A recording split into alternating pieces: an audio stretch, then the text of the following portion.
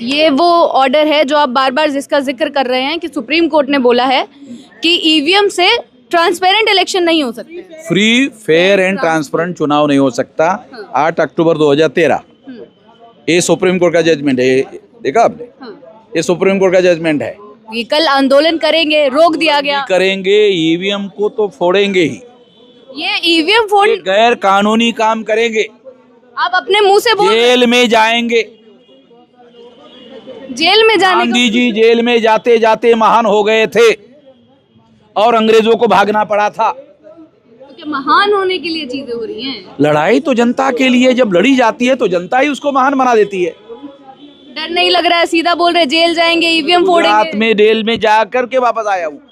मैं ईवीएम के विरोध में 2014 से कर रहा हूँ। जब लोग मुझे पागल कहते थे, अरे ये आदमी पागल है क्या, इसको समझ में नहीं आता, ईवीएम में कोई गड़बड़ी होती है।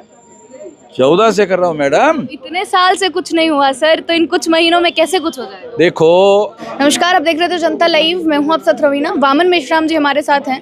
काफ़ी समय से 22 जनवरी की कॉल थी, आह्वान किया गया था कि 22 जनवरी को जंतर मंतर पर ईवीएम के खिलाफ प्रदर्शन करेंगे।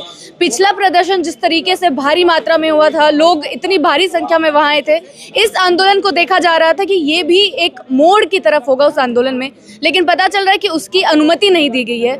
सर, अब क्या करेंगे? अनुमति नहीं मिली आंदोलन की, क्या अब नहीं होगा? अनुमति हमारे 31 तारीख को भी नहीं थी।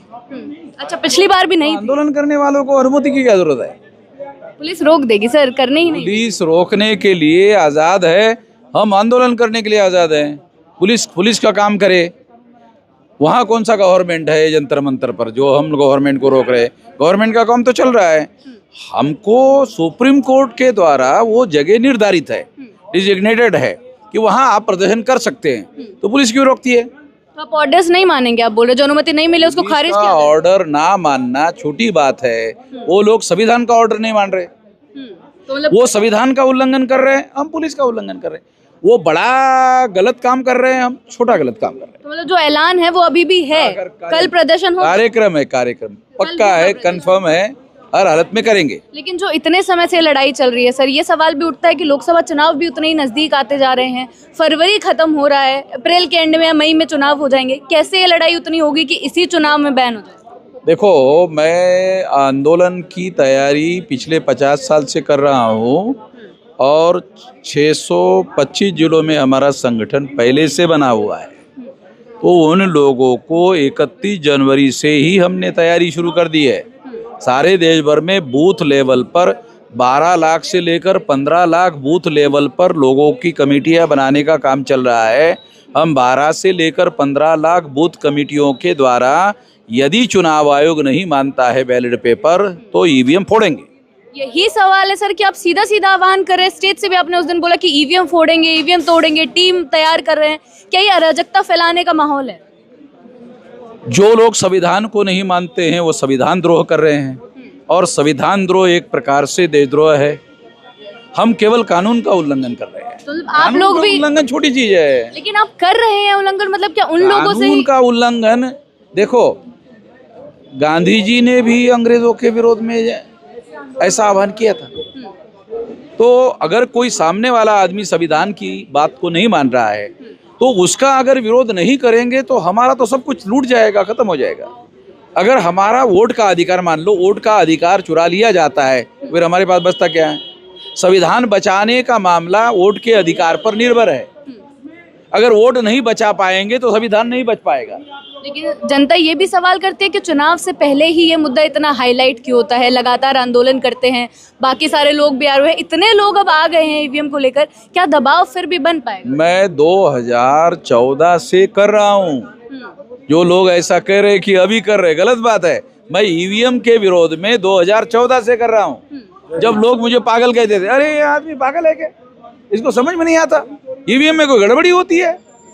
14 से कर रहा हूँ मैडम। इतने साल से कुछ नहीं हुआ सर, तो इन कुछ महीनों में कैसे कुछ हो जाए? देखो, आप पत्रकार लोग हैं, हम लोग आंदोलन करने वाले लोग हैं।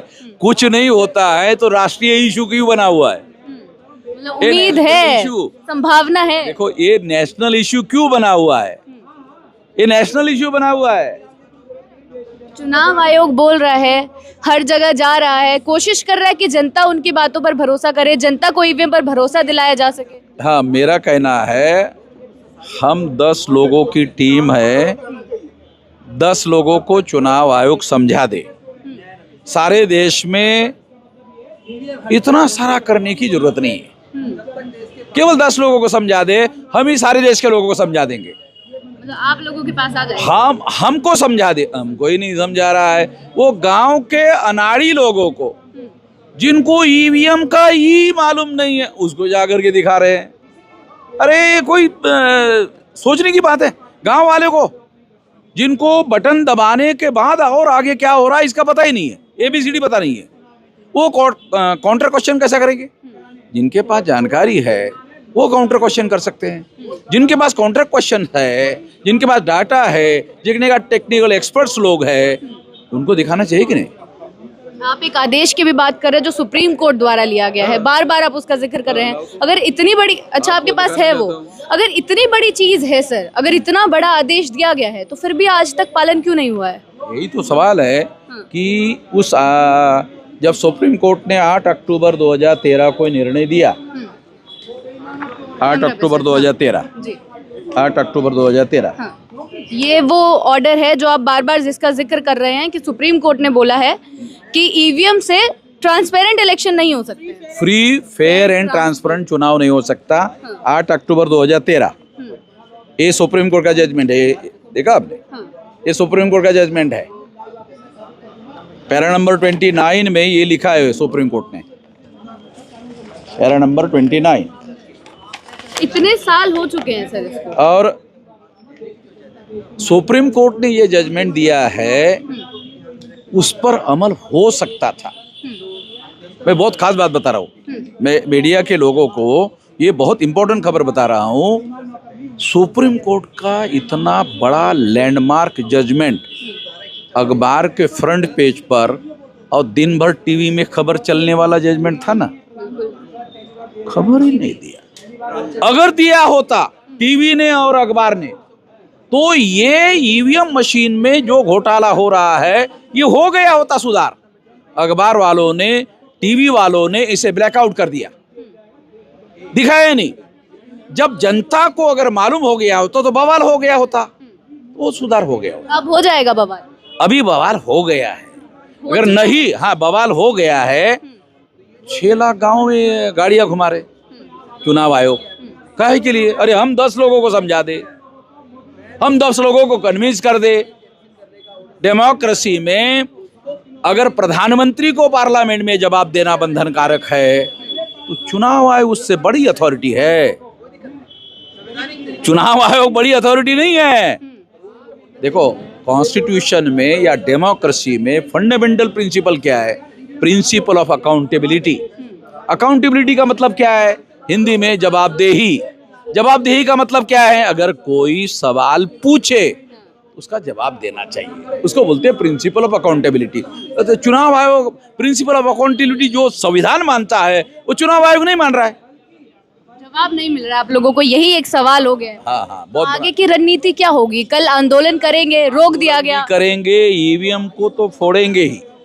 ये ईवीएम फोड़, गैर कानूनी काम करेंगे, आप अपने मुंह से बोल, जेल में जाएंगे।